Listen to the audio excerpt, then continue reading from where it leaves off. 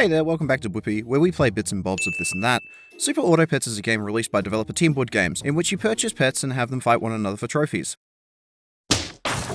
Which essentially lines it up to be the game that whoever founded Peter is probably going to have to play in their nightmares.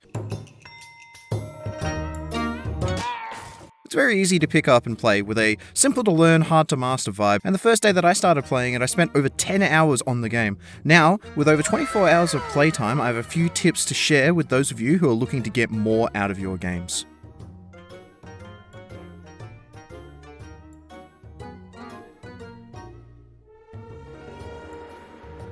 Tip number 1 is that buying order matters. Certain pets only trigger their effects when friends are summoned, so purchasing these pets last means that you haven't maximized the amount of power that you are getting out of them effectively. Good examples of this are the dog and horse, who will buff themselves and their friends respectively when the friend is summoned. Keeping this in mind, especially at the early levels, can net you a win or two where you otherwise may have drawn or lost. One hit point really does matter in the first 3 rounds. Knowing exactly which order to buy your pets in can really give you a strong early game which will lead you up for a sensational finish. But don't get too attached to them, because the next tip is tip number 2. Don't be afraid to sell. A lot of the higher tier pets have effects that are just straight upgrades of the ones that you might have in play. To build on my earlier example, the shark, just a better version of the dog, and the turkey is straight up just a better horse. Once your pets are level 3, they will sell for 3 gold instead of 1, so it's always worthwhile to cycle them out if they have outlived their use. Coupling this with the canned food item,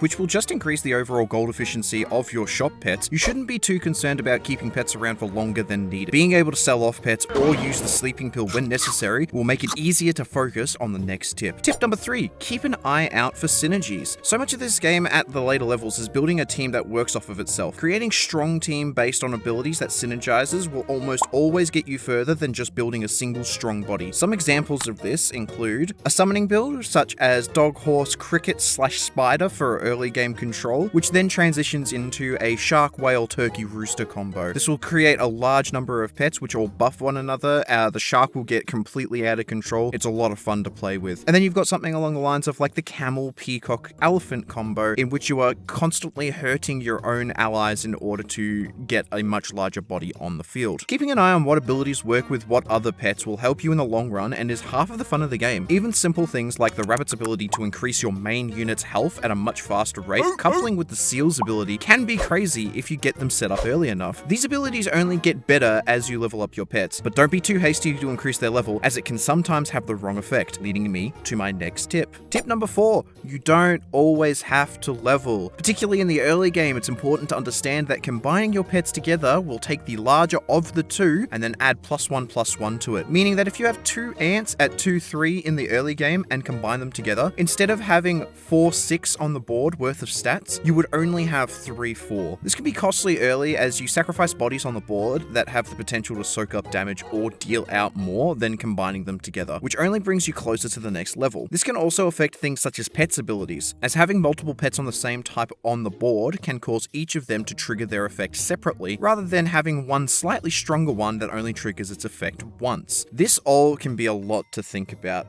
which leads me to my final tip. Tip number 5 is take your time. Super Auto Pets is really unique in that it is an auto battler that doesn't operate in real time. The game matches you with other players that are on the same turn as you, meaning that regardless of when you hit the end turn button, you are always getting someone that has had the same resources as you. This means that if you need to take a few minutes to seriously think about what it is that you need in the next reroll or what your game is shaping up to look like, you can. If you wanted to, you could quit the game, go make yourself a cup of tea, and have a long hard think about what to do next.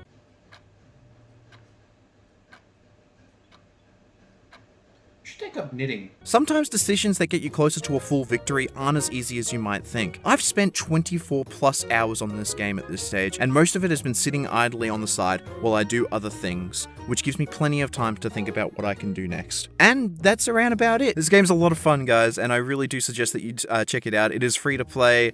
Support the devs, they're awesome. It's only been out for like a month, and yeah, I really highly suggest that you look into it. If you have enjoyed this video or you've learned something from it, please feel free to give me a like, and if this sort of content is something that you would like to see, feel free to throw a subscribe to me. I'll be creating more tips videos on other games in the future. But with all that said, have a wonderful day.